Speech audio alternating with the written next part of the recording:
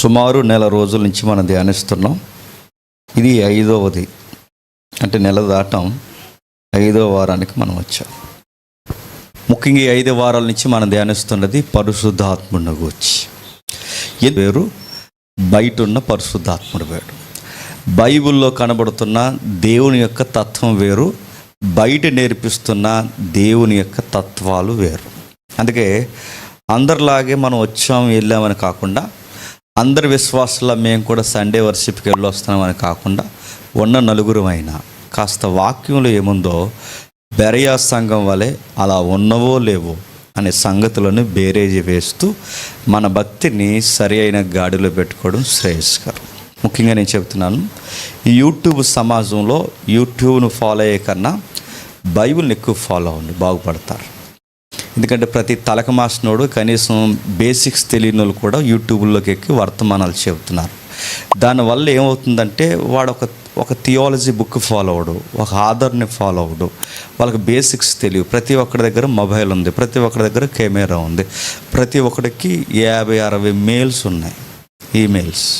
కానీ ఎవడు పడితే వాడు ఓపెన్ చేసి నేను కూడా తగునమ్మా అని బైబిల్ చెప్పడానికి తయారైతే అర్థం లేని సంగతులు అని చెబుతున్నా అవి చూసుకుని మీరు ఓహో ఈ కొత్త సంగతులు మీరు మురిసిపోతే ఇంకా మిమ్మల్ని ఎవరు కాపాడలేరు. కాబట్టి ఏ విషయమైనా మీకు తెలియాలంటే కాస్తంత బైబిల్ మీద బేసిక్స్, అంటే పునాదు సత్యాలు మనకు తెలియాలి. పునాది సత్యాలు అంటారు. పునాదులు అంటే క్రైస్తవ జీవితానికి కొన్ని పునాదు సిద్ధాంతాలు ఉన్నాయి, అవి తెలియాలి. ఆ పునాదులు తెలియకపోతే ఏమవుద్దంటే ఒకడు అట్టిపండు పంచుతానంటాడు, మరొకడు ఏమంటే విగ్రహం దగ్గర పెట్టిన అట్టిపండు తింటానంటాడు. అర్థమవుతుందో లేదు 2 వారాల్లో జరిగిన తంతు కార్యక్రమం అంతా. ఒక ఆయనేమో అరటిపండ్లు అమ్ముతాను అంటున్నాడు, మరొక ఆయన ఏమంటున్నాడంటే విగ్రహాల దగ్గర పెట్టిన అరటిపండు తిన్నా తిను ఏం కాదు చూద్దు కానీ తిను.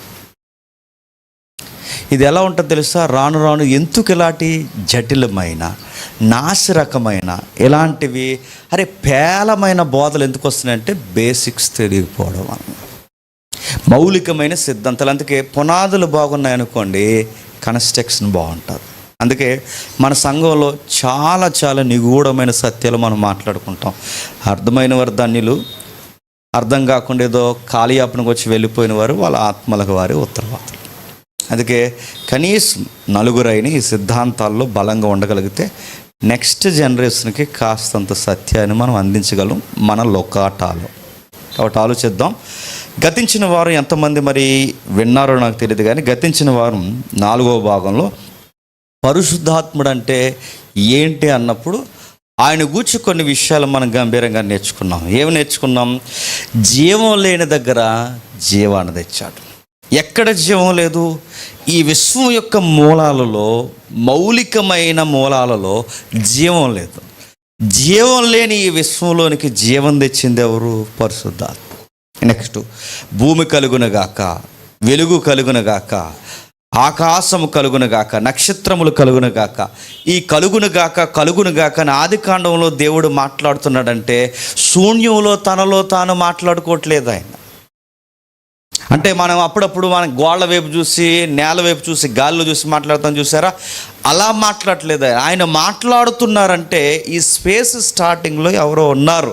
ఎవరున్నారు? ఒకరు సంచరిస్తున్నారు. ఎవరు సంచరిస్తున్నారు? పరిశుద్ధాత్మ దేవుడు సంచరిస్తున్నాడు. ఆయనకు చెబుతున్నాడు భూమి కలుగునగాక, ఆకాశ విశాలమందు జ్యోతులు కలుగునగాక. అంటే డిస్కషన్ జరుగుతుంది క్రియేషన్ జరుగుతున్నప్పుడు. అంటే ఈ జీవం లేని దగ్గర, గ్రహాలు లేని దగ్గర, అసలు విశ్వం అనే పదం లేని దగ్గర విశ్వాన్ని క్రియేట్ చేయడానికి వెనక క్రియేటర్గా మరొక క్రియేటర్ మనకు కనబడుతున్నాడు. ఆయనే పరిశుద్ధాత్మదేవుడు. ఇది మొదటిది. రెండవది, చీకటి మీద వెలుగు కలుగునగాక. అంటే చీకట్లో వెలుగు వచ్చింది, ఆకారం లేని దగ్గర ఆకారం వచ్చింది. ఇంకా ఏం చూసాం? పాపం విషయంలో మనం పొరపాటు చేసినప్పుడు మన పక్షాన ఆయన నిలబడి కాస్త ఒప్పుకోలిస్తాడని చూసాం. ఇంకేం చూసాం? మన ప్రయాణాలు అంటే ఆ రోజు వాళ్ళ ఐగుప్తిలో నుంచి ఎవరు? మన పితరులు ఇశ్రాయేలు ఐగుప్తిలో నుంచి కానాను భూభాగానికి వారు బయలుదేరి వెళుతుండగా వెనక ఫరో ఎదురు ఎర్ర సముద్రం ఉన్నప్పుడు ఎర్ర సముద్రాన్ని అడ్డు లేకుండా పాయలు చేసేసింది ఎవరు అంటే రుహక్. అంటే మనం ఆలోచించాం, ఆత్మకు వాడే పదం ఆయనే పరిశుద్ధత. అంటే ఎర్ర సముద్రాన్ని పాయలు చేసింది ఎవరు? తూర్పు గాలనుంది 14వ అధ్యాయం. 15వ అధ్యాయంకి వచ్చేసరికి దేవుని యొక్క ఊపిరి చేతనం, దాన్నే రుహక్ అన్నారు. దాన్ని అంటే దేవుని ఊపిరి. రుహక్ అనే పదాలు ఎవరికి? దేవుని కుడి హస్తము, దేవుని కుడి వ్రేలు, దేవుని వ్రేలు, దేవుని చెయ్యి. ఈ పదాలన్నీ ఎవరికి ఉపయోగించారు? దేవుని ఆవేశం, దేవుని ఊపిరి. ఇది ఎవరికి ఉపయోగించారంటే పరిశుద్ధత. అంటే ఎర్ర సముద్రాన్ని పాయలు చేసిన దేవుని ఊపిరి ఎవరు? పరిశుద్ధాత్మ దేవుడు. అంటే అర్థమైనట్టు ఉంది, కొంచెం అర్థం కాకపోతే ఒక ఉదాహరణ చెప్తాను. ఆడు నా కుడి భుజం అండి అంటారు. అంటే ఏంటి? భుజంలాగా వెనకాల తిరుగుతాడని కాదు. భుజం అంటే ఆడు నా బలం అని. అంటే ఆడు భుజం సేపు ఉంటుందని కాదు, ముక్కు ముఖం అంతా ఏకమైపోయి ఆడు నా కుడి భుజం అండి, వాళ్ళిద్దరు నా రెండు కళ్ళు అండి. అంటే కళ్ళు అంటే కళ్ళులాగే ఉంటారని కదా ఎంతంత. అంటే దాని పోలిక అంటారు. అలాగే పరిశుద్ధాత్ముడిని దేవుని చెయ్యి, దేవుని హస్తము, దేవుని వ్రేలు, దేవుని ఊపిరి, దేవుని ఆవేశం, ఈ పదాలన్నీ ఆయనకు ఉపయోగిస్తున్నారంటే దేవుని యొక్క చిత్తాన్ని క్రియారూపంగా మార్చడంలో కీలక పాత్ర ఎవరిదో చెప్పండి? పరిశుద్ధాత్ముడిది కూడా. అన్న పదం మర్చిపోద్దు, పరిశుద్ధాత్ముడిది కూడా. కాబట్టి ఈ పరిశుద్ధాత్ముడు ఏ పాత్ర పోషించడం ఆలోచించి ఎర్ర సముద్రాన్ని పాయలు చేశాడు. ఇంకా ఏం చేశాడు?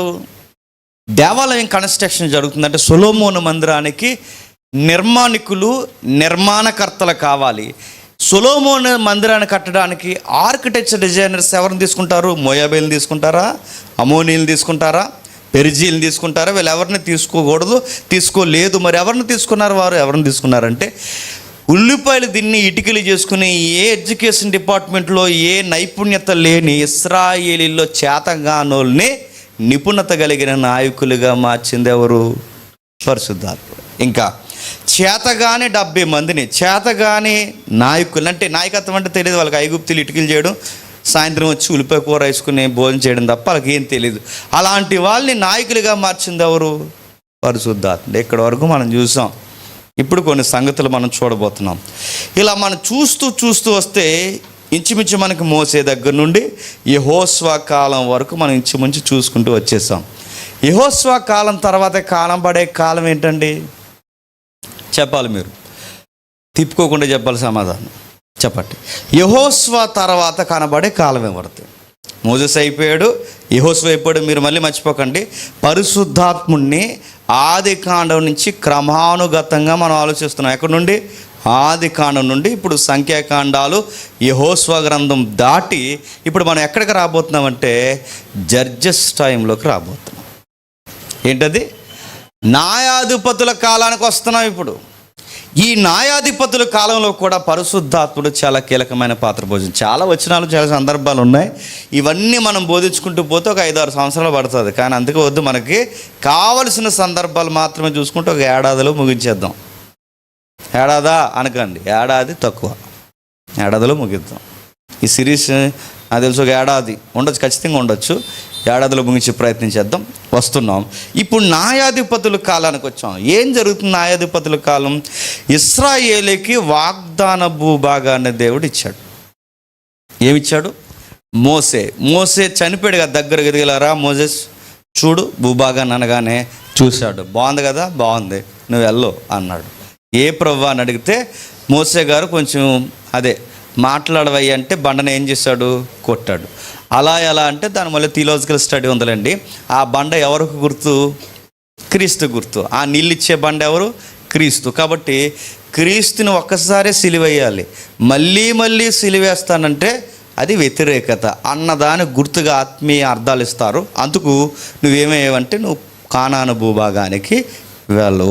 ఆగిపోయాడు ఆయన. బాగుంది ప్రభు అని ఆయన చూసిన ఏరియా కూడా ఆ రోజుల్లో మోసే గారు చూసిన ఏరియా ఏంటంటే ఎరుకో పరిసర ప్రాంతాలు చూస్తాడంటే అక్కడ దగ్గరగా టచ్ అయ్యే ప్రాంతాలు అవి. అక్కడ ఆగిపోయాడు ఆయన. ఆగిపోయిన తర్వాత నాయకత్వాన్ని కొనసాగించింది ఎవరు? యెహోషువ గారు. ఆయన ఎలా కొనసాగించాడు? ఆయన కూడా అంటే మోసేని నడిపించిన పరిశుద్ధాత్ముడే చెప్పండి యెహోషువను కూడా నడిపించాడు. యెహోషువ కాలం కూడా ముగిసిపోయింది, నాయకులు వెళ్ళిపోయారు. ఇప్పుడు యెహోషువ కాలం ముగిసిపోయిన తర్వాత పబ్లిక్ ఎలా తయారయ్యారంటే యెహోవాని ఎరుగని తరాలు పుట్టుకొచ్చాయి. మీరు న్యాయాధిపతులు చదువుతున్నప్పుడు ఎక్కువ కనబడే పదం ఏంటో తెలుసా? యెహోవా ఎదుట ఇశ్రాయేలు చెడు నడతను నడిచిరి అంట.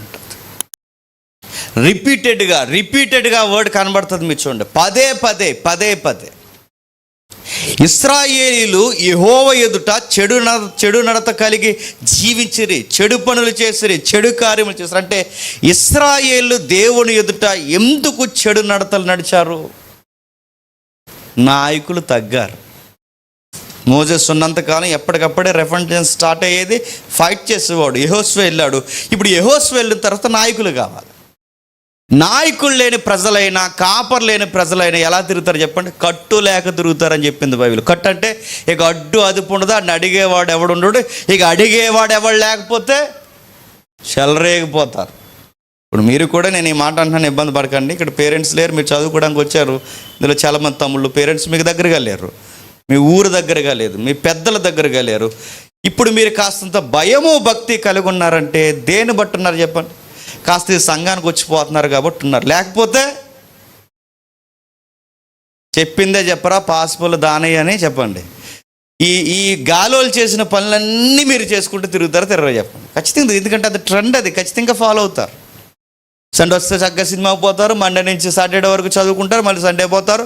ఈ లోపల ఏ గాలి అయినా తగిలితే ఒక లవ్ స్టోరీ అంటారు, ఉన్న చదువు అంతా గాలికి పోతే ఇంకా అంతే, డ్రైనేజీలో పడిపోయి ఏదో రోజు పురుగులు ముందు చచ్చిపోతారు, అంతే లైఫ్. ఇంకా ఇదేం జరగకుండా మీరు ఏం నడుతున్నాను? ఎందుకు జరుగుతాయంటే ఎక్కడ ఫ్రీడమ్ ఎక్కువ ఉంటుందో, ఎక్కడ నాయకత్వం లోపిస్తుందో, ఎక్కడ పెద్దరికం లోపిస్తుందో, ఎక్కడ గద్దింపు దేవుని భయం లోపిస్తుందో జనులు కట్టు లేక తిరుగుతున్నారు.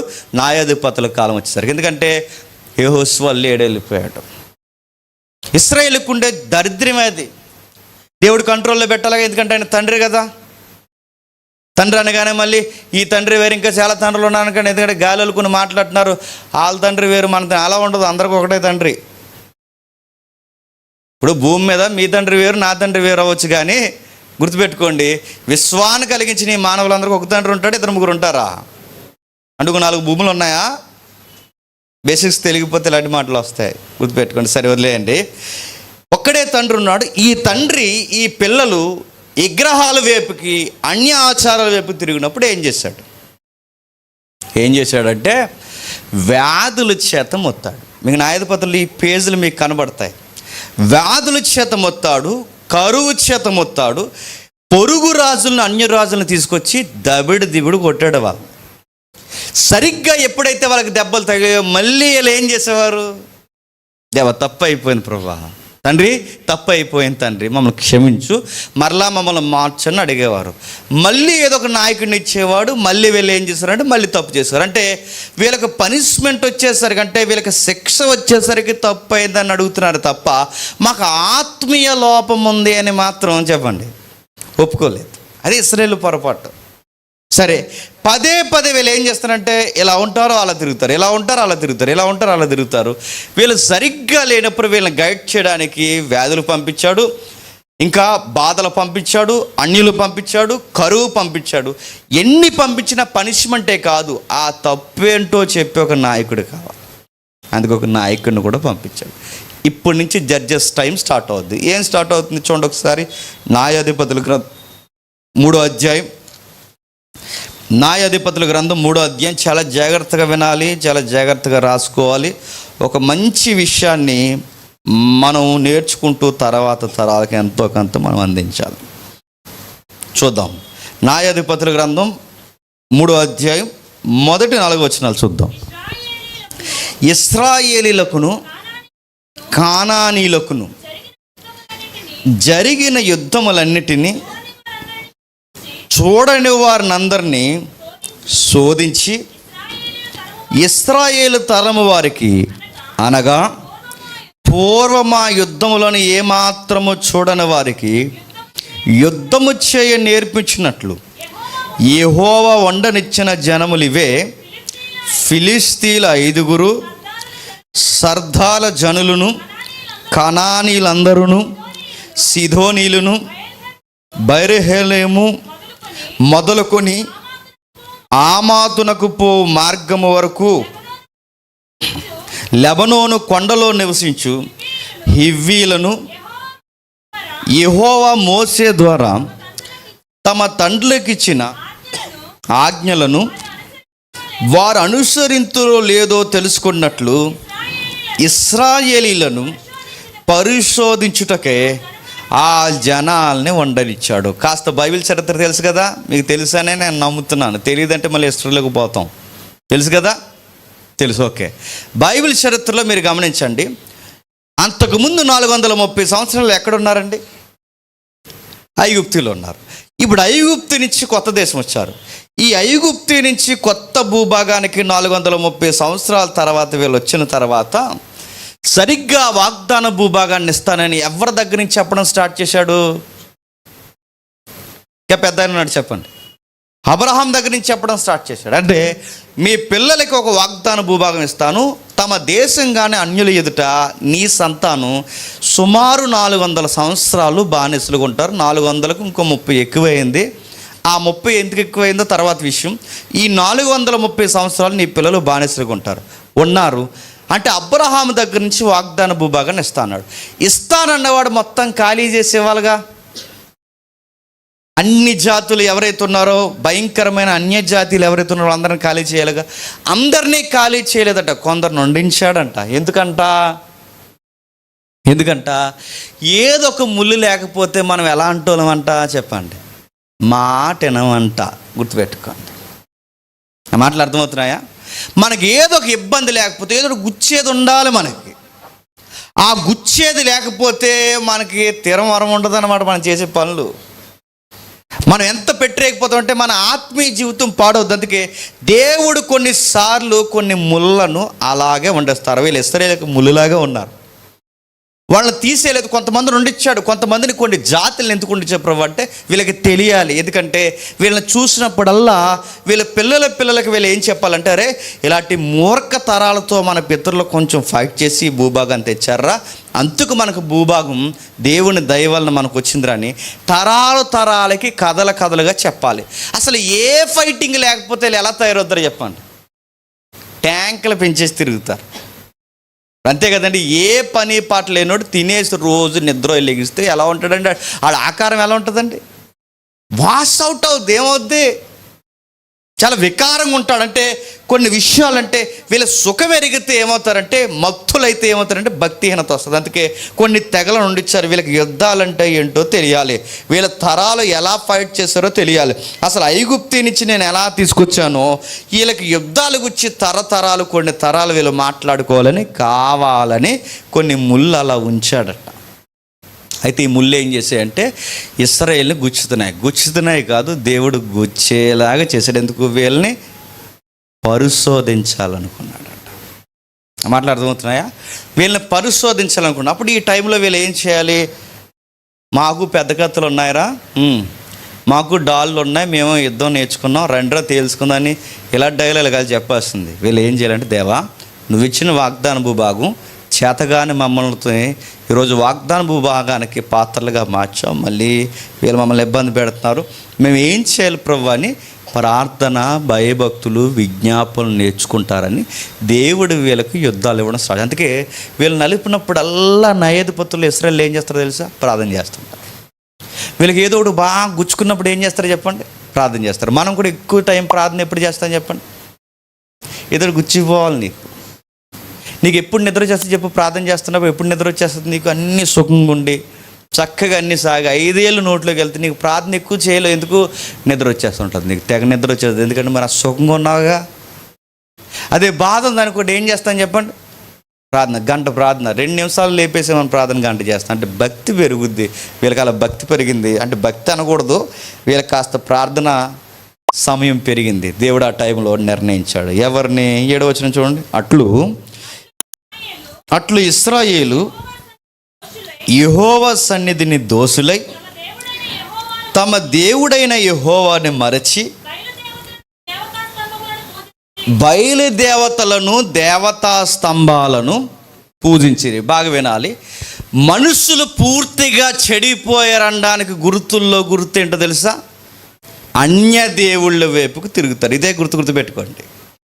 అది సేవకుడైనా, కాపరి, ఎవరైనా, సంఘ పెద్ద అయినా, విశ్వాస అయినా వీడు ఎక్స్ట్రీమ్లో వీడు ఫెయిల్యూర్ అయిపోయాడు అంటే ఇక పూర్తిగా పతన వ్యవస్థకు చేరాడడానికి గుర్తు ఏంటో తెలుసా? వాళ్ళు ఇతర దేవుళ్ళ వైపుకు తిరుగుతారు. అదే గుర్తు. రాజుల చరిత్ర మీరు చూడండి. ఒక రాజు ఇక రేపో మాపో చచ్చిపోతాడనడానికి ఫైనల్ స్టేజ్ ఏంటి చెప్పండి? విగ్రహాల వైపు తిరుగుతాడు.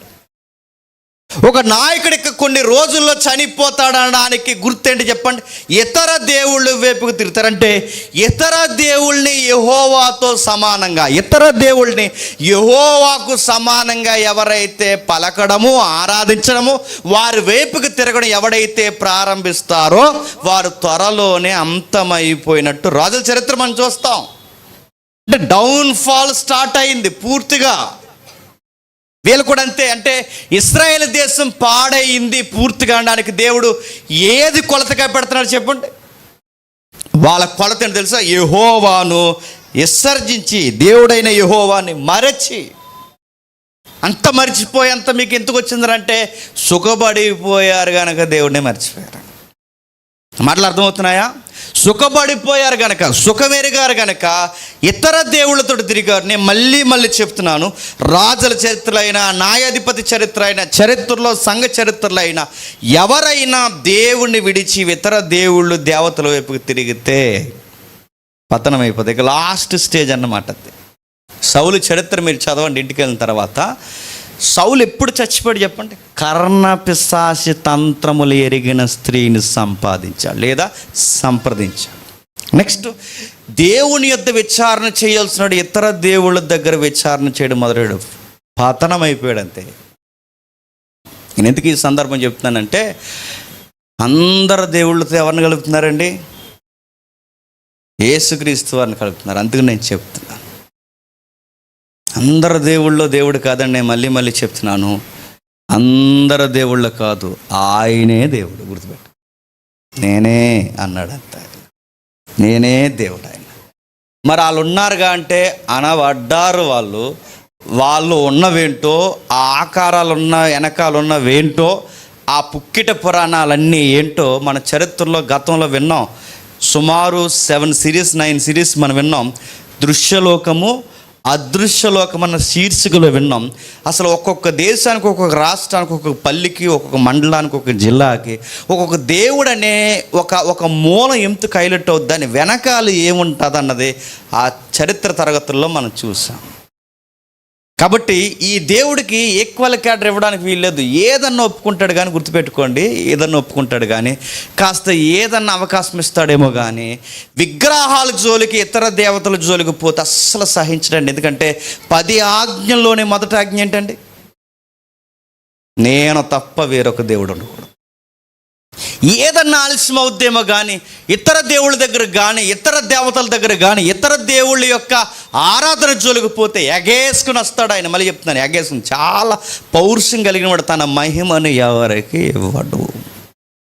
అది ఏ ఆకారానికి ఆపాదించినా ఒప్పుకోడు, ఏ వ్యక్తికి ఆపాదించినా ఒప్పుకోడు, ఎక్కడ ఆయన స్థానాన్ని ఎవరికి ఇచ్చినా ఒప్పుకోడు. అలాంటి పని చేస్తున్నారు వీళ్ళ కోపం తెప్పించే పనులు ఇశ్రాయేలీయులు.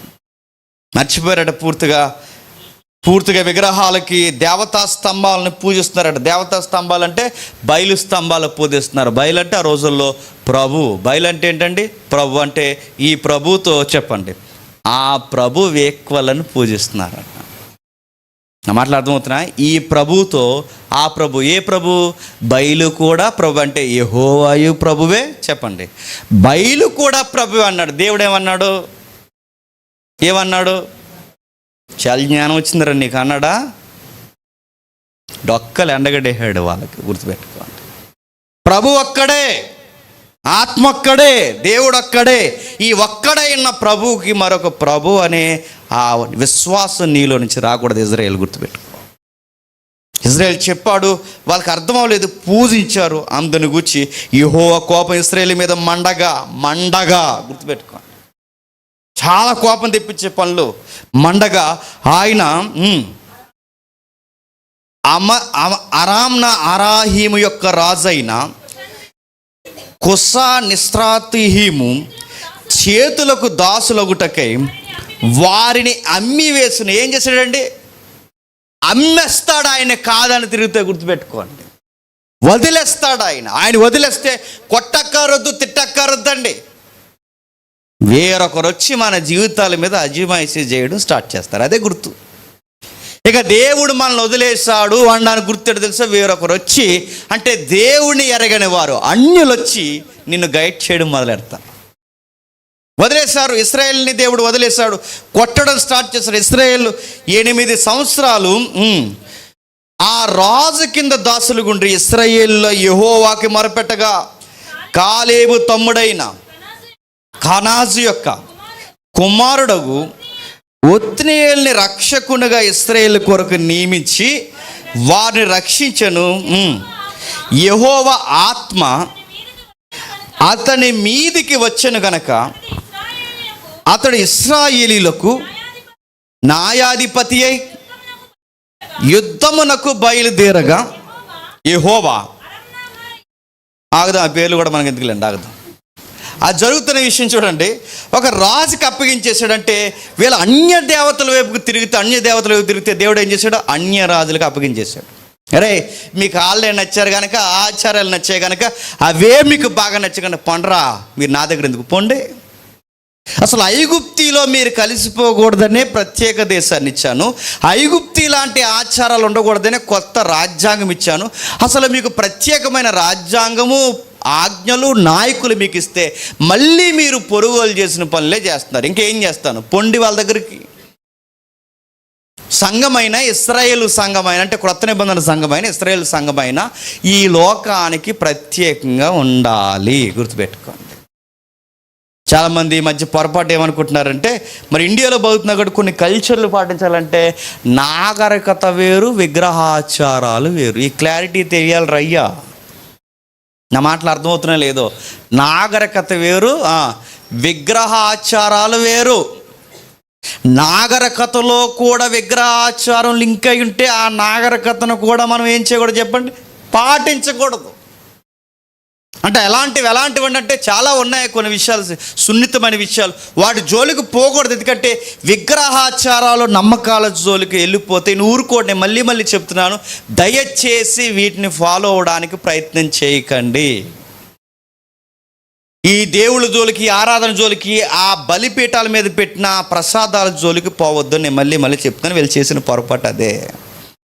నలిపేశాడు, రుద్దేశాడు, వాళ్ళని ఎంత కోపాన్ని వాళ్ళ మీద కుమ్మరించాడు. సుమారు 1 సంవత్సరం కాదు, 2 సంవత్సరాలు కాదు, ఎన్ని సంవత్సరాలు అండి?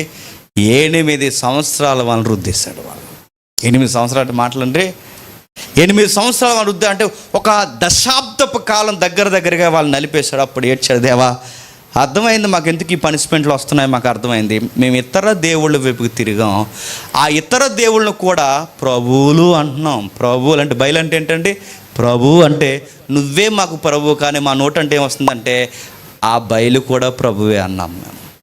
అందుకు 10 సంవత్సరాల దగ్గరగా మేము ఎంత ఏడవాళ్ళు ఏడుస్తున్నాం, దయచేసి మమ్మల్ని రక్షించవయ్యి అంటే అప్పుడు దేవుడు వాళ్ళ మొరవిని ఒక కుమారుని పుట్టించి, ఆయనకి పేరు పెట్టాడు, తర్వాత పెడదు కానీ కుమారుని పుట్టించి, ఆ కుమారుని పుట్టించి ఏం చేశాడు చూడండి 9వ వచనంలో, ఒత్నీయేలుని రక్షకునిగా ఇశ్రాయేలు కొరకు నియమించిన ఆయన ఏం చేస్తున్నాడు చూడండి. యెహోవా ఆత్మ అతని మీదకి వచ్చినంటే, ఇప్పుడు ఇశ్రాయేలీని బాగా వినాలి. ఇశ్రాయేలీని రైట్ వేలో నడిపించాలంటే నాయకుడికి ఎవరు నడిపింపు ఉండాలి చెప్పండి?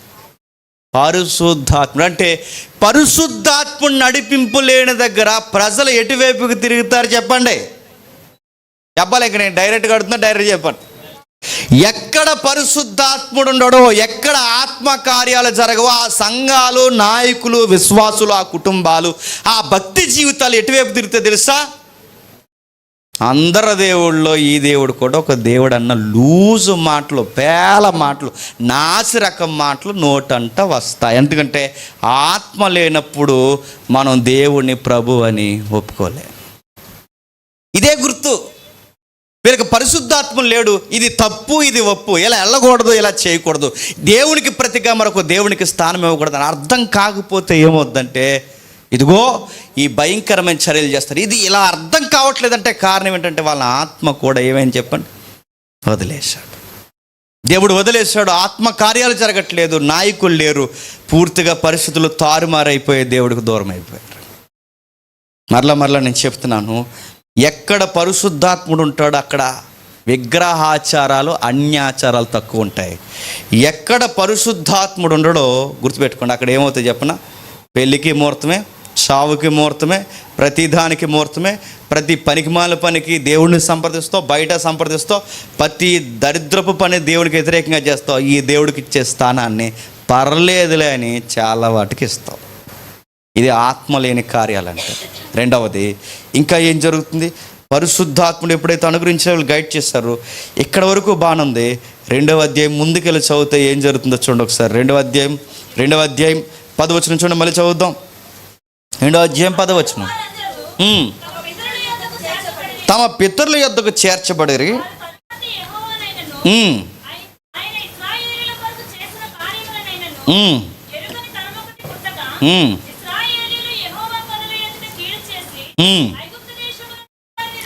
ప్రశ్న అడుగుతున్నా, చెప్పండి. 10వ వచనం చూసి చెప్పండి నాకు. ఆ తరము వారందరూ తమ పితరుల యొద్దకు చేర్చబడిరి.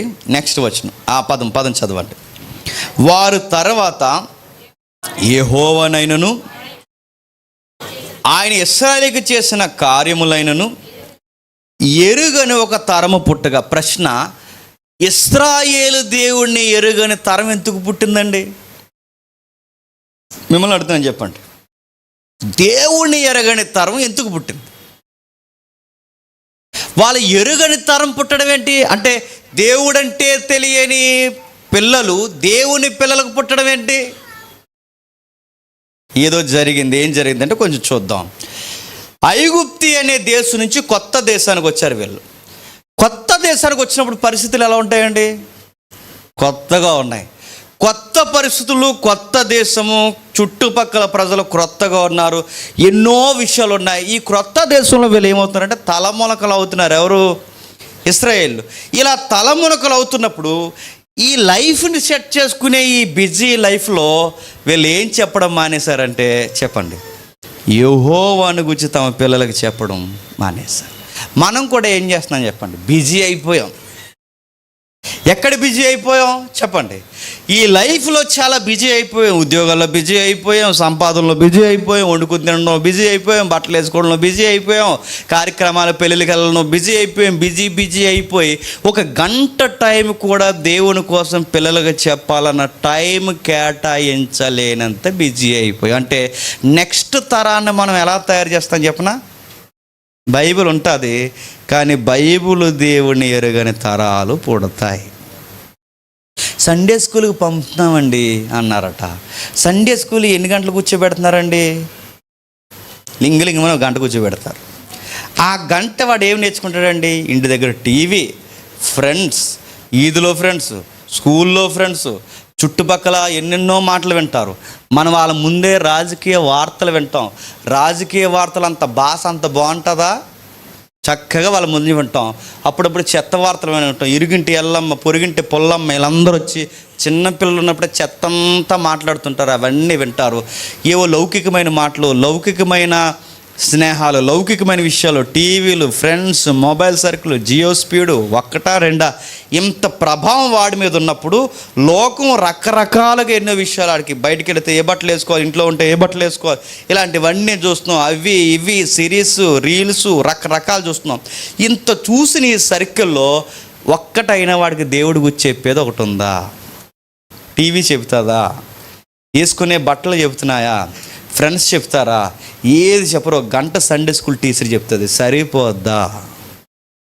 ఆ గంట అయినాడు తినంగా విన్నాడో లేదో మనకు తెలుసా?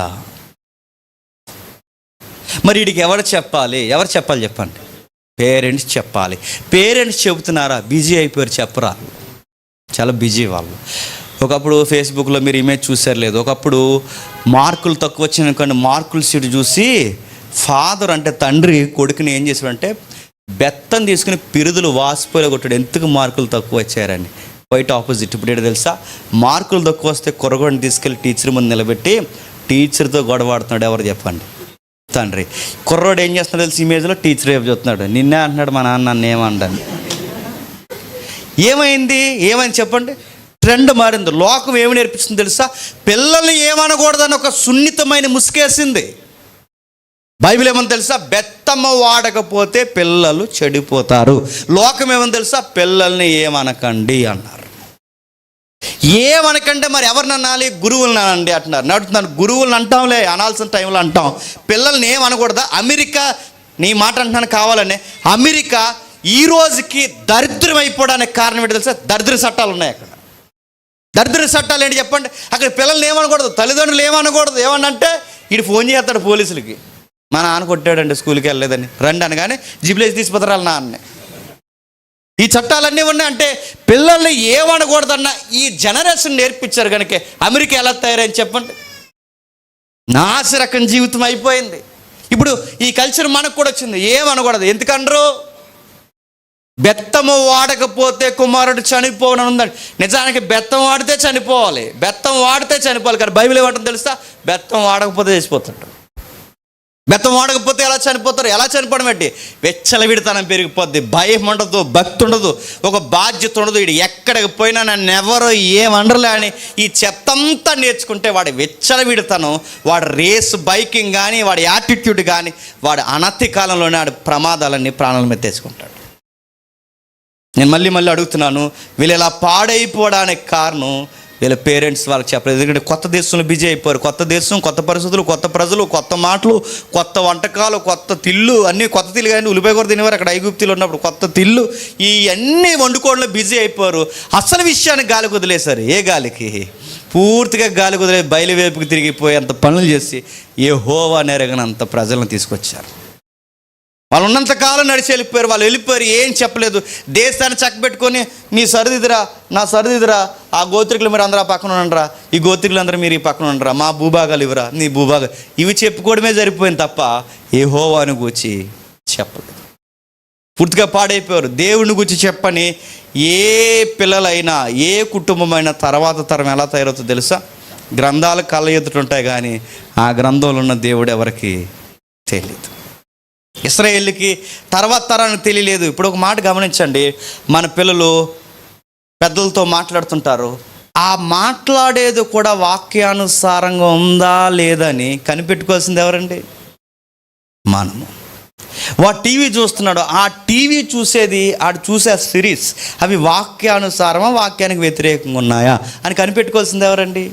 తల్లిదండ్రులు. వాడు బయటికి పోతున్నాడు, ఫ్రెండ్ సర్కిల్ ఏంటి కనిపెట్టుకోవాల్సింది ఎవరండి? తల్లిదండ్రులు. వాడు మొబైల్ ఇస్తాం, ఏ యాప్స్ ఓపెన్ చేస్తున్నాడు, ఏ సైట్స్లోకి వెళ్తున్నాడు, ఎక్కువ ఏం చూస్తున్నాడు కనిపెట్టొద్దండి. ఇవన్నీ కనిపెడితే బాధపడతారు. ఏం పిల్లలంటే ఇప్పుడు బాధపడతారు అనుకుంటే తర్వాత చాలా బాధపడతావు. నేను సీరియస్గా చెప్తున్నాను. నేను బాధపడుతుంటే అనుమానిస్తున్నావు మమ్మీ అంటే, అవునరా నువ్వు వజ్రమైన అనుమానిస్తున్నానని చెప్పు, ఏం పర్లేదు, అనుమానిస్తున్నాను రా, జనరేషన్ బాగాలేదురా, అనుమానిస్తున్నాను నాన్న, నా అబ్జర్వేషన్లో బెటరా, నువ్వు ఎక్కువ మాట్లాడితే తలకు సీసీ కెమెరా కట్టేస్తాను రా అని చెప్పు. నువ్వు చెప్తావా? మళ్ళీ తిరిగేసి ఏమంటారు చెప్పినా, మా బంగారం అలాంటి పని చేయడు. అవునులే నీకు బంగారమే, బయట బూడిదాడు, మీ బంగారం ఏమీ చేయలే. నేను సీరియస్గా చెప్తున్నాను. కనిపెట్టుకోవాలి, వీళ్ళు కనిపెట్టలేదు. అందుకే దేవుడు గ్యాప్ లేకుండా ఒక ఆజ్ఞ ఇచ్చాడండి, ఇది అలానే ఉంచండి. గ్యాప్ లేకుండా ఎంతగా పిల్లల్ని పట్టుకోమన్నాడు. ఒకసారి ద్వితీయోపదేశకాండం చూడండి, 6వ అధ్యాయం. జాగ్రత్త, రేపొద్దున మీ అందరికి పిల్లలు అవుతాయి, మీకు పిల్లలు పుడతారు. అప్పుడు ఈ అధ్యాయాలు జ్ఞాపకం పెట్టుకోండి. ద్వితీయోపదేశకాండం 6వ అధ్యాయం, ద్వితీయోపదేశకాండం 6వ అధ్యాయం మొదటి వచనం చూడండి. నీవును నీ కుమారులను, నీ కుమారులు అంటే నీవు, నీ కుమారులు, నీ కుమారులు అంటే 3 జనరేషన్స్. అంటే నీవు, నీ తర్వాత తరం అంటే మనవళ్ళ తరం వరకు నీ దేవుడైన యెహోవాకు భయపడి నేను నీకు ఆజ్ఞాపించే ఆయన ఆజ్ఞలన్నీ నీ జీవిత దినములన్నింటినీ గైకొనొచ్చు నీవు దీర్ఘాయుష్మంతుడు అగునట్లు మీరు స్వాధీనపరచుటకు ఏరు దాటి ఎల్లుచున్న దేశమందు మీరు జరుపుకొనుటకు మీ దేవుడైన యెహోవా ఆజ్ఞాపించిన ధర్మమంతయు అనగా కట్టడలు విధులు ఇవే. కాబట్టి ఇశ్రాయేలు నీ పితరుల దేవుడైన యెహోవా పాలు తేలు ప్రవహించే దేశములో మేలు కలిగి బహుర అభివృద్ధి పొందినట్లు ఉమ్, ఉమ్ అని చెబుతూ 6వ వచనంలో, నేడు నీకు ఆజ్ఞాపించి నీ మాటలు నీ హృదయంలో ఉండవలను, నీవు నీ కుమారులకు వాటికి అభ్యసింపజేసి నీ ఎంట కూర్చున్నప్పుడు, త్రోవ నడిచినప్పుడు, పండుకున్నప్పుడు, లేచినప్పుడు వాటిని గూర్చి మాట్లాడవను. కనీసం మనం ఎంత అన్నామంటే ఒక గంట ఇమ్మన్నాం. దేవుడు ఏమన్నాడండి? దేవుడు ఎన్ని జోన్లు చెప్తున్నాడు చూడండి, ఎన్ని చెప్తున్నాడండి. వారిని ఏం చేయాలట? నీ ఇంట్లో ఉన్నప్పుడు దేవుని మాటలు చెప్పు. నెక్స్ట్, నీ ఇంట్లో ఉన్నప్పుడు, ఇంట్లోనే కూర్చున్నప్పుడు వాళ్ళతో మాట్లాడు, త్రోవను వెళ్తున్నప్పుడు మాట్లాడు, నడుస్తున్నప్పుడు మాట్లాడు, పడుకున్నప్పుడు మాట్లాడు, లేచినప్పుడు మాట్లాడు. 24 అవర్స్లో ఎక్కువ గంటలు వాళ్ళతో ఏం మాట్లాడాలి? నువ్వు ఏం మాట్లాడాలి చెప్పు? దేవుని గురించి మాట్లాడాలి. దేవుని గురించి మాట్లాడకపోతే వీళ్ళు ఎలా తయారవుతారు? యెహోవాని ఎరగని చెప్పండి తరాలు పుట్టుకొస్తాయి. అందుకే చూడండి, చాలామంది క్రైస్తవ కుటుంబాల్లో పుడతారు, కానీ క్రైస్ట్ అంటే ఏంటో వాళ్ళకి సరిగా తెలియదు. ఎందుకు? వాళ్ళ పేరెంట్స్ కన్నారు తప్ప ఏం చెప్పరు చెప్పండి వాళ్ళకి. క్రైస్ట్ గురించి చెప్పరు. మరి ఏం చెప్తారు? ఆ సొక్కేసుకొని ఫ్యాంట్ మీదకి అని చెప్తారు. సిరంజీలో ఉంటావు అని చెప్తారు. నిజమే, సిరంజీ కాయంతలు సిరంజీయాడు వేసుకోము, అది వేసుకోరా, ఇది చేయరా, ఇలాంటి ముచ్చట్లు చెప్తాం మనం. అలా ఉండాలి నాన్న, బయటకు వెళ్ళినప్పుడు ఈ బట్టలు వేసుకోవాలి నాన్న, అక్కడికి వెళ్ళినప్పుడు ఇది తినాలని అన్నీ చెబుతావు, అన్నీ మాట్లాడుతావు, మార్క్ లిస్ట్ చూస్తావు, అన్నీ చూస్తావు. ఒక గంట నీ బిజీ లైఫ్లో నీ పిల్లలకు కేటాయించకపోతే ఏమవుతావు? అక్కడ ఒక 10 మంది మాట నేను అంటున్నాను, ఏమి ఇబ్బంది పడకండి, వాళ్ళ ఆయుష్కాలాన్ని తగ్గించిన వాళ్ళు మనం అయిపోతాం. దీర్ఘాయుష్మంతులు అవ్వాలంటే, పిల్లలంటే నువ్వు మనవాళ్ళ వరకు బతకాలన్నా, నీ పిల్లలు మనవాళ్ళ వరకు, మనవరాల వరకు బతకాలి అంటే వాళ్ళ ఆయుష్ రేఖ బలముగా, ఆ రేఖ అంటున్నా ఏం ఇబ్బంది పడకండి, వాళ్ళ ఆయుష్కాలం బలముగా ఉండాలి అంటే మీరు ఎవరిలో ఉండాలి చెప్పండి? అది దేవుళ్ళు ఎప్పుడైతే ఉంటారో కుటుంబాలు బాగుపడతాయి. వీళ్ళు చెప్పలేదట, పూర్తిగా వీరు దేవుడిని ఎరగని ప్రజల్ని తయారు చేశారు. దేవుడిని ఎరగని ప్రజలను తయారు చేస్తే వీళ్ళు ఏమయ్యారంటే అందరూ దేవుళ్ళే, తప్పేముంది అనుకున్నారట. బయలు దేవుడే, యెహోవాయి దేవుడే చెప్పండి, అందరూ దేవుళ్ళే, అందరికీ మొక్కడం స్టార్ట్ చేశాడు. మళ్ళీ దేవుడు చెప్పుకోవాల్సి వస్తుంది ఏమంటే, రే మీ పితరుల దేవుడిని నేనురా, ఇవి దేవుళ్ళు కాదు, ఈ చేయబడినవి దేవుళ్ళు కాదు, ఇవి మాయా స్వప్నములు రా అని చెప్పుకోవాల్సిన పరిస్థితి వచ్చింది. ఎందుకంటే వీళ్ళు యెహోవాని గురించి సరిగ్గా పిల్లలకి సరిగ్గా చెప్పలేదు. అందుకే స్పష్టత ఇస్తున్నాడు. 3వ అధ్యాయంకి వచ్చేసరికి ఒత్నీయేలు అనే ఒక నాయకుడిని పుట్టించాడు. నాయకుడు ఎన్ని సంవత్సరాలు పరిపాలించాడు అంటే చూడండి ఒకసారి 3వ అధ్యాయం. అప్పుడు 40 సంవత్సరాలు ఎలా ఉందట? దేశము నెమ్మది పొంది 40 సంవత్సరాలు ప్రశాంతంగా నడిచిపోయిందంట. ఒత్నీయేలు ఉండాలంటే 40 సంవత్సరాలు, ఒకటి కాదు, దశాబ్ద కాలం బాధపడ్డారు. ఇప్పుడు 4 దశాబ్దాల కాలం సుఖపడ్డారు. సుఖపడిన వెంటనే మళ్ళీ ఏం చేస్తారు చూడండి, వీళ్ళందరూ కలిసి ఏం చేశారు? 6వ అధ్యాయం మొదటి వచనం.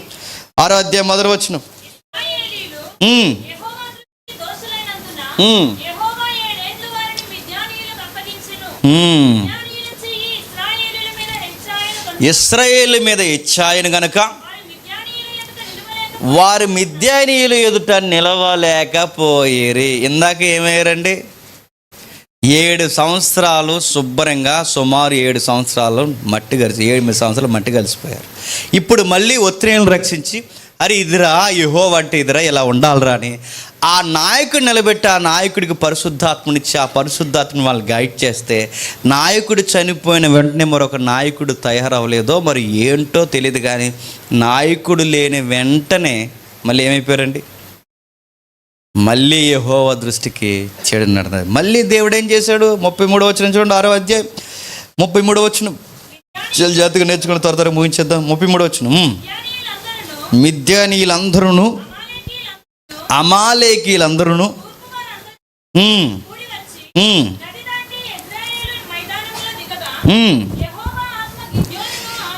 యెహోవా ఆత్మ గిద్యోనును ఆవేశించి అతడు బోర ఊదినప్పుడు అతని యుద్ధకు వచ్చి, అప్పటి వరకు ప్రజలు ఏం చేస్తున్నారు? చెదిరిపోయి ఉన్నారు. సుమారు ఎన్ని సంవత్సరాలు? 7 సంవత్సరాలు పిరుకోలైపోయారు, భయపడిపోయారు. చివరికి గిద్యోను కూడా చాలా పిరుకోడు. చాలా భయపడిపోతున్నారు. ఎవరో చూడలేని టైంలో ఏం దులుపుకోవడానికి వెళ్ళాడట గిద్యోను? ధాన్యం దులుపుకుని తెచ్చుకో అంటే భయపడిపోతున్నాడు గిద్యోను కూడా. అందరూ భయపడిపోతున్న టైంలో గిద్యోను కూడా భయపడుతున్నాడు. ఒక పిరుకోడిని ధైర్యవంతుడిగా మార్చడానికి దేవుడు గిద్యోన్ని ఆవేశించను. ఒక పిరికివాడు ధైర్యవంతుడిగా ఎలా మారుతున్నాడో చూడండి. పిరికివాడికి పరిశుద్ధాత్ముడు ఎప్పుడైతే వచ్చాడో ఆయన గట్టిగా బోరుదాడు. గట్టిగా బోరు ఊదినట్టునే ప్రజలందరూ గుమ్ముకూడారు. ప్రజలందరూ గుమ్ముకూడితే ఏం జరిగింది? 34 వచనం చూడండి. యెహోవా ఆత్మ గిద్యోన్ని ఆవేశించెను. కుటుంబీకులందరూ ఆయన దగ్గరకు వచ్చి నిలబడ్డారట. 7వ అధ్యాయం మొదలు వచ్చినప్పుడు అప్పుడు యెరుబ్బయలు అనగా గిద్యోను అతనితో ఉన్న జనులందరూ ఏకునే లేచి హారోతు బావి యుద్ధ దిగగా లోయలో మోరే కొండకు ఉత్తరముగా మిద్యానులు దండుపాలెం వారికి కనబడును. యెహోవా నీతోనున్న జనులను ఎక్కువ మంది, నీతో ఉన్న జనులు ఎక్కువ మంది, నేను వారి చేతికి మిద్యానులను అప్పదింప తగదు. ఇశ్రాయేలీలు నా బాహుబలమునకు రక్షణ కలగజేసిన అనుకుని నా మీద అతిశయించుదురేమో. ఏం జరుగుతుంది సందర్భం? పిరుకోడైన గిద్యోని మీదకి యెహోవా ఆత్మ ఎప్పుడైతే వచ్చిందో ధైర్యం వచ్చిన ఆయన ఏం చూస్తే ఏం ఊదాడట? బోర్ ఊదాడు. బోర్ అనగానే గుర్తుపెట్టుకోండి, యుద్ధానికి సంకేతం. ఈరోజు కూడా యుద్ధంలో సైరన్స్ మోగితే తెలుసా? యుద్ధానికి ముందు సైరన్స్ వదులుతారు. అంటే సామాన్యులు దరిదాపులకు పోండి, యుద్ధ వీరులందరూ ముందుకు రండి, యుద్ధం జరగబోతుందని సైరన్ అంటారు. ఆ రోజుల్లో సైరన్స్ ఇవే. ఆ రోజు బోర్ ఊదాడు. బోర్ ఊదంటే యుద్ధ సంకేతాన్ని ఒక్కసారి సిగ్నల్గా ఎప్పుడైతే ఇచ్చాడో ప్రజలందరూ ఆయన దగ్గరకు వచ్చారు. ఏం చేద్దామని కానీ పబ్లిక్ చాలామంది వచ్చారట. దేవుడు అన్నాడు, ఇంతమంది పబ్లిక్ నాకు వద్దన్నారు. ఎందుకంటే మీరందరూ కలిసి ఫైట్ చేస్తే మీరు ఏమనుకుంటారంటే మా యూనిటీ వల్ల మేము గెలిచేసాం అనుకుంటారు. అందుకే నాకు ఇలా వద్దు, ఎంతమంది వద్దు, నేను ఒక పరీక్ష పెడుతున్నాను. ఆ పరీక్ష ప్రకారం ఎవరైతే ఉంటారో ఆ పరీక్ష ప్రకారం ఉన్న వాళ్ళని ఉండమని నీళ్లు తాగే దగ్గర టెస్ట్ పెట్టాడు. మీకు తెలుసు కదా. ఆ నీళ్లు తగ్గ దగ్గర ఏమన్నాడంటే ఒకడు ఒకలా దాతున్నాడు, ఒక్కొక్కలా దాతున్నాడు, ఒకడేమో ఇలా బెండే దాతున్నాడు, రకరకాలు దాతున్నారు. ఈ 300 మందిని ఉండమను, మిగిలిన ఇంటికి పొమ్మను. ఎందుకంటే నేను చిన్న విషయంతోనే పెద్ద కార్యం చేస్తాను. ఎందుకంటే ఆత్మకార్యం అంటే ఏంటో మీకు చూపిస్తాను. అందరూ వెళ్ళిపోయారు. 300 మందితో విజయం వచ్చేసింది. 300 మందితో ఎప్పుడైతే విజయం వచ్చిందో ప్రజలు ఆశ్చర్యపోయారు. గమనించండి, ఒక చేతగాని వాడిని పనికొచ్చే ఫైటర్గా మార్చేసింది ఎవరండి? పరిశుద్ధాత్మ. భయం వేసే ప్రజలు దాక్కుండిపోయి సుమారు 8 సంవత్సరాలు దాక్కుండిపోయిన వీరిని, బాగా వినండి, వీరిని యుద్ధ వీరులుగా మార్చేసింది ఎవరండి? పరిశుద్ధాత్మ. మీకు ఏం కనబడుతుంది బైబిల్ ఆదికాండం నుంచి చదువుతుంటే? ఎక్కడైతే చీకటి, ఎక్కడైతే నిర్జీవం, ఎక్కడైతే చేతగనతనం, ఎక్కడైతే వెలివేత, ఎక్కడైతే ఇక చీకటి అంధకారం అనుకుంటుందో అక్కడ పరిశుద్ధాత్ముడు కలగజేసుకుంటే గొప్ప ఆశ్చర్య కార్యాలు జరుగుతాయి. అది ఆశ్చర్యకార్యం అంటే. ఆశ్చర్యకార్యాలు అంటే ఎలా జరగాలి? ఆశ్చర్యకార్యాలు అంటే ఆ చెన్నైలో ఒక ఆయన ఉన్నాడు, పేరు చెప్పకూడదు. ఆ చెన్నైలో ఉన్న ఒక ఆయన ఇంగ్లీష్ ఆవిడని ఎవరినో చేసుకుని వీళ్ళిద్దరూ కలిసి ఎంత కల్ట్ ప్రీచింగ్ చేస్తారో వాళ్ళు. పరిశుద్ధాత్ముడు వస్తున్నాడంటే వాళ్ళు గుర్తుండి చెప్పిన నవ్వుతారండి. నిజంగా నవ్వుతారు. ఇదిగో పరిశుద్ధాత్ముడు వస్తున్నాడు మీ మధ్య కనగానే వీళ్ళందరూ ఏం చేస్తారు చెప్పిన నవ్వేస్తారు. నవ్వేయడమే ఇంకా అందరూనే నవ్వురైపోయి నవ్వేస్తున్నాడు, కింద పడిపోయి నవ్వేస్తున్నాడు, ఎవడో స్టూల్ మీన్స్ కింద పడిపోయి నవ్వేస్తున్నాడు. తట్టుకోలేకపోతున్నారట. ఆ అమ్మాయి 2-3 అమ్మాయిలు ఏకంగా కాల్ 2 చైర్ మీదకి ఎత్తేసి తెగ నవ్వేస్తున్నారు. ఎందుకంటే ఆత్మ ఎక్కువ వస్తుందంట వాళ్ళకి.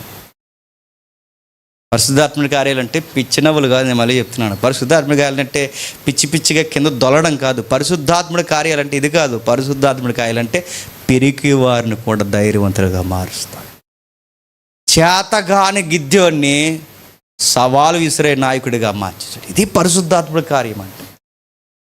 జీవితంలో భయంకరమైన శ్రమలను, ఆటంకాలను తొలగించేవాడు పరిశుద్ధాత్మ దేవుడు అంటే. ఇంకా ఏం చేస్తాడు? ఎక్కడైతే విగ్రహారాధన పెట్టరేగిపోతుందో, ఎక్కడైతే యెహోవాకు విరుద్ధమైన కార్యాలు జరుగుతున్నాయో అక్కడ ఇది కాదు అని చెప్పడానికి పరిశుద్ధాత్ముడు ఎవరో ఒక వ్యక్తిలోకి కలగజేసుకుని ఒక అర్థవంతమైన నడిపింపుని తీసుకొస్తాడు. ఇది పరిశుద్ధాత్ముడు అంటే. అన్యాచారాలను ఇందులోకి తీసుకురాడు. అక్కడ పళ్ళు తింటే పిల్లలు పడుతున్నాయి, ఇక్కడ కూడా పళ్ళు తింటే పడతారని ఇలాంటివి చేయడు. అన్ని ఆచారాలకు పూర్తిగా దూరం చేసి యెహోవాని చూడాలని ఒక చక్కటి దర్శనం మనకు కలగజేస్తాడు. అంటే ఒక అర్థవంతమైన టార్గెట్ మనకిస్తాడు. ఇది పరిశుద్ధాత్మ నడిపి బట్టే. అసలు పరిశుద్ధాత్మ నడిపి బయట ఇవేమి చెప్పట్లేదంటే, ఇవి ఎందుకు చెప్పట్లేదు? యెహోవాని ఎరుగని తరాలు ఎలా అయితే పుట్టాయో చెప్పండి, పరిశుద్ధాత్మని ఎరగనే తరం ఒకటి నడుస్తుంది. ఈ తరంలో నేను మళ్ళీ చెప్తున్నాను, ఈ జనరేషన్లో పరిశుద్ధాత్ముడు అంటే సరిగ్గా తెలియట్లేదు. ఇంకా ఏం జరుగుతుందో చూడండి. న్యాయాధిపతుల గ్రంథం 11వ అధ్యాయం, న్యాయాధిపతుల గ్రంథం 11వ అధ్యాయం, త్వరగా విలువైన వచనాలు ఇవి.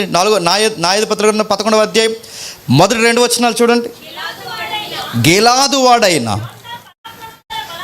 యోప్తా పరాక్రమ గల బలాఢ్యుడు, అతడు వేశ్య కుమారుడు. ఎవరి కుమారుడట? వేశ్య కుమారుడు.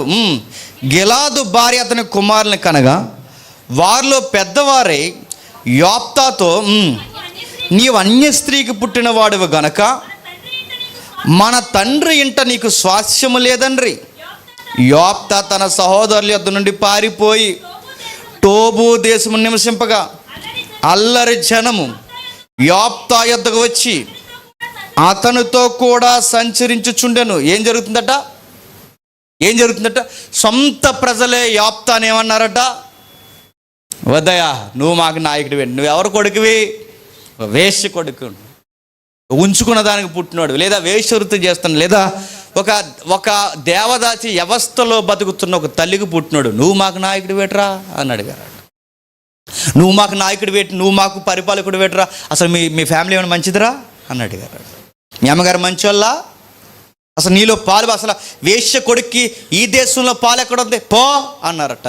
ఆ మాటలకి ఎంత పరాక్రమశాలైనడు కూడా, ఎంత బలవంతుడు కూడా పబ్లిక్ సపోర్ట్ లేకపోయేసరికి ఏమైపోయాడండి? పారిపోయాడు. వీళ్ళ మధ్య బతకడం చాలా కష్టం. ఇలానే ఉంటే వీళ్ళందరూ కలిసి నన్ను ఏమని చేస్తారని పారిపోయారు. ఇలా పరుగును వెళ్ళిపోయిన పనికి రాను అని ఎవరు పట్టుకున్నారు తెలుసా? పరిశుద్ధాత్మను పట్టుకున్నాడు. చూడండి ఒకసారి 29 వచ్చిన చూడండి త్వరగా. యెహోవా ఆత్మ యోప్తా మీదకి రాగా, అతడు గిలాదులో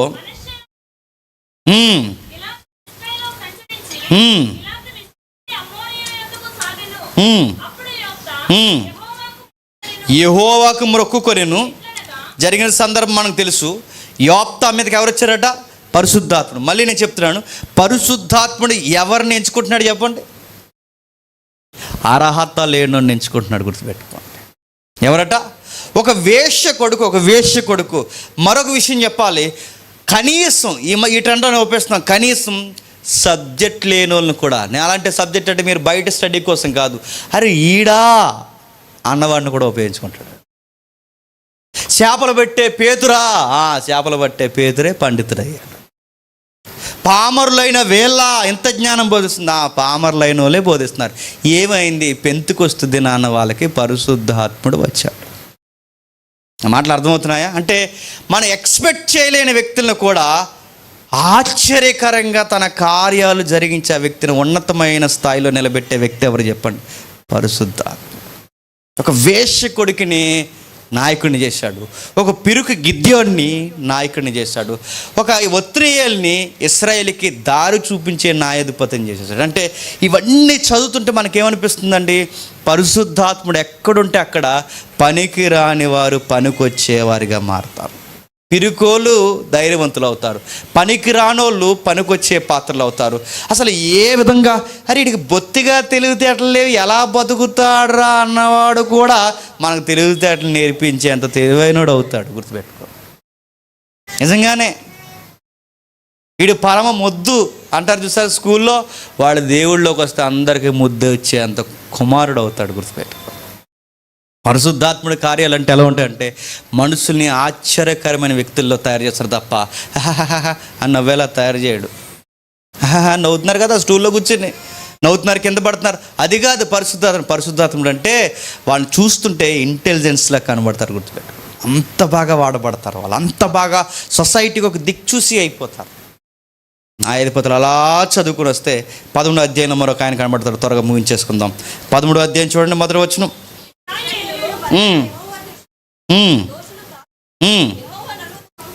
ఉమ్, ఉమ్, ఉమ్. ఏంటట మళ్ళీ ఏం చేశారట? నీకు అర్థమవుతుందా?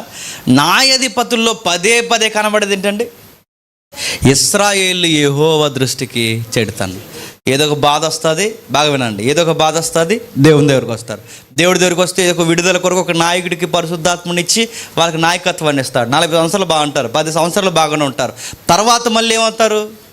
కక్కిన వాంతికి కుక్క తిరిగినట్టు మళ్ళీ లోకం వైపు తిరుగుతాడు. ఎన్ని సంవత్సరాలు తిరిగారు? 40 సంవత్సరాలు వదిలేశాడు దేవుడు. ఎన్ని సంవత్సరాలు? 40 సంవత్సరాలా? మళ్ళీ 40 సంవత్సరాలు, ముందు ఒక 40, ఇప్పుడు ఒక 40. అంటే తరాలు గడిసే కొద్ది, అంటే కొన్ని రోజులు బాగుంటారు, కొన్ని రోజులు బాగోరు, కొన్ని రోజులు బాగుంటారు, కొన్ని రోజులు బాగోరు. మళ్ళీ 40 సంవత్సరాలు. 40 సంవత్సరాల తర్వాత ఇప్పుడు మనకు సుపరిచితమైన ఈ వ్యక్తి పుట్టాడు అక్కడ. ఎవరైనా సంసోన్ గారు పుడుతున్నారు. ఎవరైనా సంసోన్ గారు. ఆయన గురించి ఏమని రాస్తున్నారు చూడండి, 13వ అధ్యాయం 24 వచ్చిన త్వరగా 24 వచ్చిన తర్వాత, ఆ స్త్రీ కుమారుని కని అతనికి సంసోన్ అని పేరు పెట్టెను. ఆ బాలుడు ఎదిగినప్పుడు యెహోవా అతన్ని ఆశీర్వదించెను, మరియు యెహోవా ఆత్మ మధ్యనున్న మహానేను దానిలో అతన్ని రేపుట మొదలుపెట్టిన. అంటే లోపల ఒక మండే అగ్నిలా లోపల ఒక మనిషిని రెచ్చగొట్టేది ఎవరు చెప్పండి? పరిశుద్ధాత్మ. అరే వీడికి అందరూ బాగున్నాడు, వీడికి ఏట్రయ్యే తీవ్రత అంటే అందరిలో ఆత్మ లేదు. ఎవరిలో అని చెప్పండి? ఆత్మ, పరిశుద్ధ. అందుకే ఆ వ్యక్తి అలా రగులుతాడు, ఆ మనసు రగిలిపోతున్నాడు, రేపబడుతున్నాడు. ఎంత రేపబడ్డాడో 14వ అధ్యాయం విచిత్రంగా ఉంది చూడండి. 14వ అధ్యాయం 6వ వచనం చూడండి. యెహోవా ఆత్మ అతన్ని ప్రేరేపింపగా అతని చేతిలో ఈ భలే ఉంటుందండి ఈ పదం, ఏమీ లేకపోయినా ఒకడు మేక పిల్లని చీల్చినట్లు అతడు దానిని చీల్చెను. ఏమీ లేకపోయినా దేన్ని చీల్చేశాడట? సింహాన్ని. అడుగుతున్నాను, క్వైట్ ఆపోజిట్ చదువుదాం. ఏమీ లేకపోయినా సింహాన్ని మేకపిల్లని చీరినట్టు చీరేసాడట. ఇప్పుడు మనం రివర్స్ చదువుకుందాం. అసలు మనం మేకపిల్లనైనా చీరగలమా? మేకపిల్లని మొఖం మీద దండేది మనల్ని. అది మాట వింటుంది, అది మేకపిల్లే మాట వింటదు. ఏమీ లేకుండా మేకపిల్లని చీరగలమా? మన వల్ల అవదు. అరే ఏమీ లేకుండా సింహాన్ని ఎలా సీరేసాడు రా? అసలు ఎలా సీరేయగలిగాడని. కానీ అందరం ఏమనుకున్నాం అంటే సంసోన్ అంత హైట్ ఉండి, ఇంత చెస్ట్ ఉండి, ఇంత చక్కటి ఉదారసభ సోలర్ హైట్ మొత్తం అంత ఉండి, సంసోన్ చూస్తే అదో రకమైన కట్అవుట్ ఉండే. అలా లేదు బైబిల్లో. సంసోన్ గారి కండలు వీరడం లేదు బైబిల్లో. బైబిల్లో ఎక్కడ మీరు చూడండి సంసోన్ గారు ఆయనకి 6 ప్యాక్ బాడీ ఉందని లేదు బైబిల్లో. మరి సింహాన్ని ఎలా సీరేశాడు? అక్కడ ఉంది, యెహోవా ఆత్మ ఆయన మీదకి వచ్చినప్పుడు సింహాన్ని చీరేశాడు. ఇంకా మీకు డౌట్ రేజ్ చేయడానికి కొన్ని పాయింట్స్ నేను లేపుతాను. సంసోన్ ఎలా ఉండేవాడంటే, ఇప్పుడు మన అందరం ఎలా ఉండేవాళ్ళమో చెప్పండి. అలాగే ఉండేవాడు. అంటే కండలు వీరుడు సూర్యుడు కదంటే కాదు. అలా ఎలా డిక్లేర్ చేయగలరంటే, నేను మరలా ఒక ప్రశ్న అడుగుతాను, చెప్పండి. నీ బలం ఎందులో ఉందని అడుగుతున్నారంటే ఆ ప్రశ్నకి అర్థం ఏంటండి? చూడ్డానికి ఆ మనిషి అలా లేడు. నా మాట అర్థమవుతుందా? నువ్వా పావును కొట్టేహో అన్నావంటే దాని అర్థం ఏంటి? ఆడ అలా లేడు, పావును కొట్టేలో ఉన్నాడా? నువ్వా బకెట్ ఎత్తేసావంటే ఆడనే మనం ఎత్తాల్సి వస్తుంది, అలా ఉన్నాడు. నా మాటలు అర్థమవుతున్నా? నువ్వు బకెట్ ఎత్తేసావా, నువ్వు పావును కొట్టేసావా అంటున్నావంటే ఆ మాటలకు అర్థం ఏంటంటే ఆడ ఆ పనులు చేయలేడు. నీ బలం ఎందులో ఉందని అడుగుతున్నారంటే ఆ మనిషి చూడడానికి ఎలా ఉన్నాడు చెప్పండి? జనరల్గా ఉన్నాడు, కానీ చేసే పనులు మాత్రం చెప్పండి. సింహాన్ని చీరేస్తున్నాడు, వ్యక్తులను చీరేస్తున్నాడు. విషయం ఏంటో తెలుసా? ఎక్కడికక్కడే ఆయుధం లేకుండా 100 మంది చంపేస్తారు. అంటే ఆ మనిషి ఎలా ఉన్నాడంటే చూడడానికి చాలా సామాన్యంగా ఉన్నాడు, పనులు మాత్రం చాలా ఆశ్చర్యంగా ఉన్నాయి, వండర్స్లా ఉన్నాయి.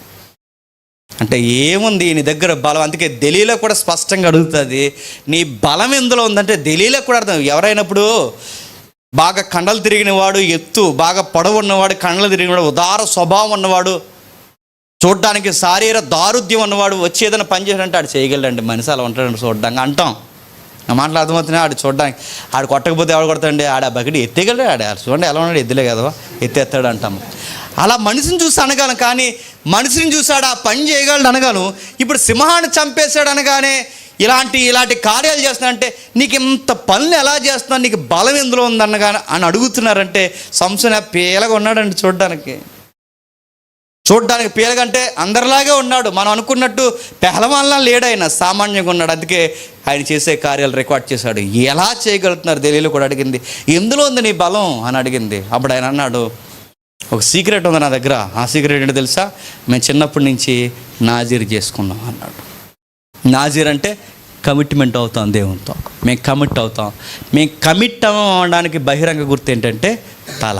మేము దేవునితో కనెక్టింగ్లో ఉన్నామనడానికి బాహ్య గుర్తు తల. ఈ గుర్తుని తీసేస్తే ఈ కనెక్టింగ్ పోద్ది.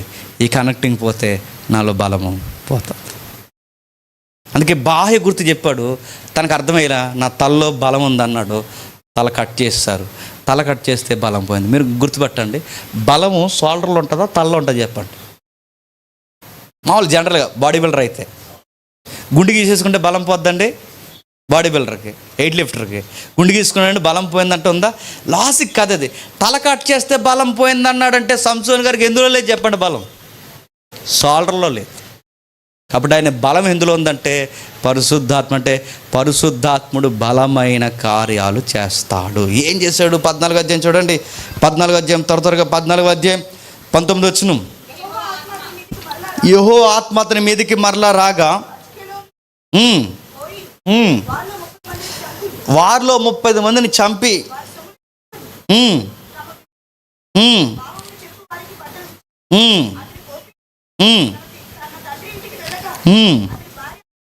అతని భార్య అతని స్నేహితుడిని భావించుకొని అతని చెలికాయనికి ఈ బండ్ను ఎంతమంది చంపేశాడంటండి? 30 మందిని చంపేశాడట. మరో వచనం చూడండి. 15వ అధ్యాయం 14-15 వచనాలు చూడండి. 15వ అధ్యాయం 14-15 వచనాలు. అతడు లేహీకి వచ్చే వరకు ఫిలిస్తీన్లు అతను ఎదుర్కొని కేకలు వేయగా యెహోవా ఆత్మ అతని మీదకి బలముగా వచ్చెను. కట్టబడిన తాళ్ళు అగ్ని చేత కాల్చబడిన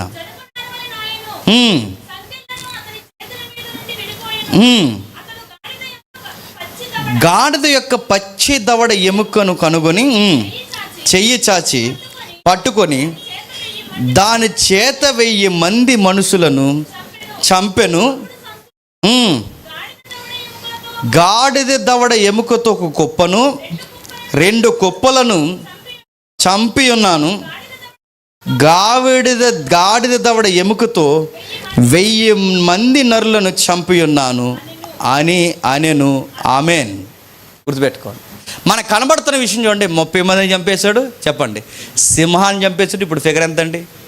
1000 మంది. ఈ ట్రెండ్లో లేడుగానండి. ఒలింపిక్స్గా నేను వెళ్తానండి, అన్ని స్వర్ణాలు ఎవరికి వస్తాయి చెప్పండి? చూడడానికి ఏమో వెయిట్ కొలుస్తారుగా. ఇప్పుడు మన అమ్మాయిని 100 గ్రాములు ఎక్కువ ఉందని పంపించేశారు. చూడడానికి నార్మల్ వెయిటే ఉంటాడు. ఎవరు చెప్పండి? వెయిట్ లాస్, 8 ఎక్కువ అయిపోయింది, వెయిట్ తక్కువ అయిపోయింది, నార్మల్ వెయిటే ఉంటాడు. కొడితే మాత్రం ఎంతమంది సార్? 1-2 కాదు సార్, అందరిని ఒకేసారి పంపండి అంటాడు. 1000 మందిని ఎలా కొట్టేశారు సార్ అంటే బైబిల్ స్పష్టంగా చెప్తుంది, పరిశుద్ధాత్ముడు ఉండడం వల్ల కొట్టేశాడట. పరిశుద్ధాత్మ అనగానే నేను అడుగుతున్నాను, పేలగా చూడడం, దిక్కులు చూడడం, ఎక్కిలు నవ్వులు నవ్వడం, బట్టలు జారిపోతున్నప్పుడు తెలియకుండా ఎగరడం, తన్మయత్తన చెందడం, పళ్ళు పలహారాలు తినడం, ఇది కాదండి పరిశుద్ధాత్మ. బైబిల్ అలా చెప్పట్లేదు. పరిశుద్ధాత్ముడు ఏం చెప్తున్నాడు తెలుసా? పిరికి వారిని ధైర్యవంతులను చేస్తాను, బలహీనుల్ని బలవంతులను చేస్తాను, అడ్డొచ్చిన ఎర్ర సముద్రాన్ని చీల్చేస్తాను, నిరాకారమైన దగ్గర ఆకారాన్ని తీసుకొస్తాను, చీకటి దగ్గర వెలుగును పుట్టిస్తాను, జీవితాన్ని నూతన సృష్టిగా మార్చేస్తాను. ఇది కదా పరిశుద్ధాత్మ మనకు బైబిల్లో కనబడుతున్నది. ఈ పరిశుద్ధాత్మ మనకు అర్థమవుతున్నాడు. కానీ బయట ఎందుకు పరిశుద్ధాత్ముడు అలా ఉన్నాడంటే జనాలు అలాంటివే నమ్ముతున్నారు, ప్రజలు అలాంటివే నమ్ముతున్నారు. అందుకే నెక్స్ట్ వీక్ మనం చూద్దాం, వచ్చే వారం చూద్దాం. టైం అయిపోయింది. ఫస్ట్ మెసేజ్ టైం మెయింటైన్ చేయండి, ఎందుకంటే నా సబ్జెక్ట్ ఇంకా ఉండిపోయింది. నెక్స్ట్ చాలా విషయాలు ఉన్నాయి. దావీదు దగ్గర కానీ, సమూయేలు దగ్గర కానీ, సౌలు దగ్గర కానీ పరిశుద్ధాత్మ గురించి మనం మాట్లాడుతున్నప్పుడు ఏముంది పరిశుద్ధాత్ముడు అంటే చాలా విచిత్రమైన కార్యాలు చేశాడు. ఒకసారి చూడండి, యెషయా గ్రంథం చివరి వచనం, యెషయా గ్రంథం మొదటి 2 వచనాలు, యెషయా గ్రంథం మొదటి 2 వచనాలు, యెషయా గ్రంథం మొదటి 2 వచనాలు. యెషయా గ్రంథం 11వ అధ్యాయం మొదటి 2 వచనాలు. యెషయా గ్రంథం 11వ అధ్యాయం మొదటి 2 వచనాలు. యెషయి మొద్దు నుండి చిగురు పుట్టెను,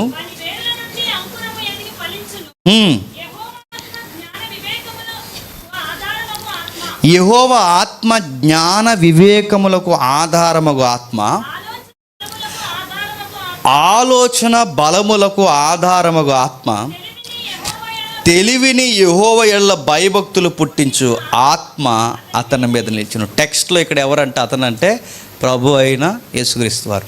ఈయన పుట్టబోయే దాన్ని ప్రవచనంగా చెప్తున్నాడు. ఆయన మీద పరిశుద్ధాత్ముడు ఏ కార్యాలు చేస్తాడట చెబుతున్నాడు. చూడండి, జ్ఞానం ఇస్తాడట, వివేకం ఇస్తాడట, బలం ఇస్తాడట. అన్నిటికన్నా గొప్ప విషయం, అసలు మనం భక్తిగా ఎలా బతకాలో నేర్పించేది కూడా పరిశుద్ధాత్ముడు. పరిశుద్ధాత్ముడిలో ఉంటే విశ్వాసకి ఏం పెరగాలి చెప్పండి? జ్ఞానం పెరగాలి, వివేచన పెరగాలి, బలము పెరగాలి. పరిశుద్ధాత్ములు ఉంటే ఇంకా ఏం జరగాలి? భయభక్తులు పెరగాలి. కానీ పరిశుద్ధాత్ముల్లో ఉన్నామని ఏం చేస్తున్నారు చెప్పండి? అనాలోచనమైన మాటలు మాట్లాడుతున్నారు. పరిశుద్ధాత్మలు ఉన్నామని ఎలా బిహేవ్ చేస్తున్నారు చెప్పండి? సొసైటీకి బాగా వినాలి, సొసైటీకి వింతగా కామెడీగా ప్రవర్తించే, అసలు కనీసం లాజిక్ లేని విషయాలు మాట్లాడుతున్నారు. పరిశుద్ధాత్మలు ఉంటే ఎలా ఉంటుంది? అరే ఇంత పాండిత్యం వీళ్ళకి ఎలా వచ్చిందంటే బయట వాళ్ళు చెప్పుకోవాలి, వాళ్ళు ఎవరో పని చేస్తున్నారు. ఎవరు అంటే వాళ్ళ ఆత్మదేవుడురా అని చెప్పుకోవాలి. అందుకే దేవుడు మనకిచ్చిన గొప్ప బహుమానం ఏంటో తెలుసా? పరిశుద్ధాత్ముడినే దేవుడు మనకి బహుమానం. ఇనుంటే ఏమవుద్ది? నాలెడ్జ్ వస్తుంది మనకి. చదువు సంధ్య లేకుండా గుర్తుపెట్టుకోండి, భయభక్తులు, యెహోవా యందు భయభక్తులు కానీ జ్ఞానం వస్తుంది. సొసైటీలో ఎలా బ్రతకాలన్న జ్ఞానం కూడా మనకు వస్తుంది. నీ జ్ఞానం పెరగాలంటే సూత్రం ఒకటే, పరిశుద్ధాత్ముడు. బైబిల్ చెప్పింది, నీ జ్ఞానం కావాలా? దేవుణ్ణి అడుగు, ఆయన నీకు ధారాళంగా ఇస్తాడు. ఆ జ్ఞానం ఎవరో కాదు, పరిశుద్ధాత్ముడు. గుర్తుపెట్టుకో. ఖచ్చితంగా సొసైటీలో ఎంత తెలివిగా నువ్వు ఎలా బ్రతకగలుగుతున్నావు బైబిల్ పట్టుకున్న తర్వాత నీకు అర్థమవుద్ది, నేను ఆత్మలో నడిపింపబడుతున్నాను. ప్రతి తింగరదానికి బాగా వినాలి, ప్రతి తింగర విషయానికి, ప్రతి తింగరదానికి, ప్రతి పరిస్థితికి నువ్వు ఎలా పడితే నేను అలా అయిపోయానండి, నాకు తెలియట్లేదండి అంటే ఎలా తెలియట్లేదు నడుతున్నాను, ఎలా తెలియదు అంటే ఆత్మ లేదా? మీరు ఆత్మను పౌలు గారు అడిగారుగా, అసలు మీరు పరిశుద్ధాత్మని పొందుకున్నారా అని అడిగాడు. పొందుకుంటే గాలికి ఎగిరి పొట్టులాగా ఎగరరు. మీరు పరిశుద్ధాత్మను పొందుకోకపోతే గాలికి ఎగిరి పొట్టులాగా ప్రతి విషయాన్ని నమ్ముతారు. జ్ఞానం ఉన్నవాడు ప్రతి సంగతినే నమ్మడట, జ్ఞానం లేనివాడు ప్రతి అడ్డగోల మాటను నమ్ముతాడట. ఈరోజు వచ్చి ఈడేమో ఎలాగంటాడు పరిశుద్ధాత్మని, రేపు ఇంకొక ఆయన వచ్చి ఆయన అలా అంటాడు, మరొక ఆయన వచ్చి నేను ఈ అమ్ముతున్నాను అంటాడు, మరొక ఆయన వచ్చి పర్లేదు అంటాడు. ఇవన్నీ మనకు రైట్ అనిపిస్తున్నాయి అంటే నీకు ఏం పని చేయట్లేదు చెప్పు? జ్ఞానం పనిచేయట్లేదు. జ్ఞాన వివేచన వరం ఇచ్చి బలం ఇచ్చి ఒక మనిషిని ఇంటెలిజెంట్లా మార్చేది ఎవరంటే పరిశుద్ధాత్మ. అరే ఒకప్పుడు చిన్నప్పుడు ఎలా ఉండేవాడురా, ఇది నీ తెలివితేటలు ఇంత చక్కగా, అసలు వీడు ఒక ఇంత వ్యక్తిగా అనేకులకు నేర్పించే వ్యక్తికి వీడు ఎలా మారాడురా అనగానే అందరికీ ఆశ్చర్యంగా ఉండాలి. వాడి జీవితంలో ఆత్మకార్యం జరిగినందుకే ఆడు పనికి రానోడు ఇంత పనికొచ్చేవాడిగా మారిపోయాడు. అదే నూతన సృష్టి అంటే పాత మనిషిని చెప్పండి క్రొత్త మనిషిగా పరిశుద్ధాత్ముడు ఏం చేస్తాడు చెప్పండి? మార్చేస్తాడు. మరి ఇంటికి వెళ్ళిన తర్వాత చదవండి, దావీదుతో మాట్లాడిన దేవుడు, సమూయేలుతో మాట్లాడిన దేవుడు, సౌలుతో మాట్లాడిన దేవుడు, పరిశుద్ధాత్మ దేవుడు ఈరోజు మనతో కూడా మాట్లాడుతున్నాడు.